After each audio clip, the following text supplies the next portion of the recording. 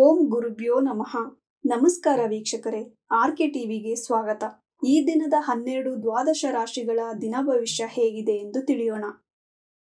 28/6/2025 ಶನಿವಾರ, ಚತುರ್ಥಿ, ಆಶ್ಲೇಷ ನಕ್ಷತ್ರ, ಹರ್ಷಣ ಯೋಗ, ವನಿಜಕರಣ. ಮೊದಲನೆಯದಾಗಿ ಮೇಷರಾಶಿ. ತಾಯಿಗೆ ಪ್ರಯಾಣ, ಒಡಹುಟ್ಟಿದವರಿಗೆ ಗೃಹ ಲಾಭ, ವಾಹನ ಲಾಭ, ಶತ್ರುಭಯ, ಸಾಲಬಾಧೆ, ಸಂಗಾತಿಯಿಂದ ಕಿರಿಕಿರಿಯಾಗುವುದು. ವೃಷಭ ರಾಶಿ.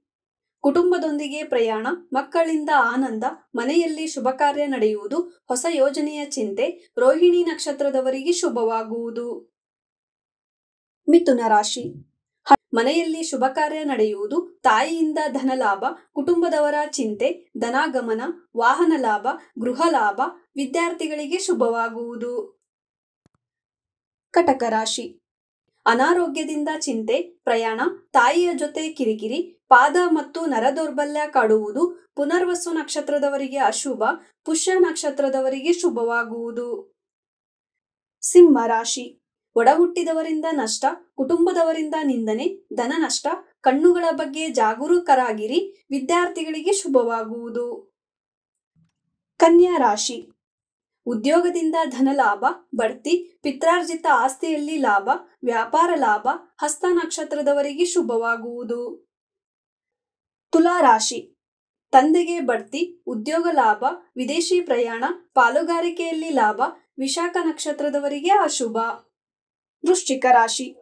ಹಣ ಹೂಡಿಕೆಯಲ್ಲಿ ಲಾಭ, ತಂದೆಗೆ ವಿದೇಶಿ ಪ್ರಯಾಣ, ಒಡಹುಟ್ಟಿದವರಿಗೆ ಲಾಭ, ಸ್ನೇಹಿತರಿಂದ ಲಾಭ, ಅನುರಾಧ ನಕ್ಷತ್ರದವರಿಗೆ ಶುಭವಾಗುವುದು.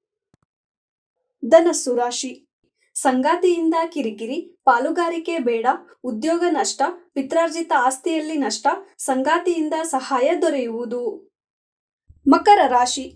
ತಂದೆಗೆ ಪಾಲುಗಾರಿಕೆಯಲ್ಲಿ ಲಾಭ, ವಿದೇಶಿ ಪ್ರಯಾಣ, ವಿದ್ಯಾರ್ಥಿಗಳಿಗೆ ಶುಭ, ಪಾಲುಗಾರಿಕೆಯಲ್ಲಿ ಕೊಂಚ ನಷ್ಟ, ಶ್ರವಣ ನಕ್ಷತ್ರದವರಿಗೆ ಶುಭವಾಗುವುದು. ಕುಂಭರಾಶಿ.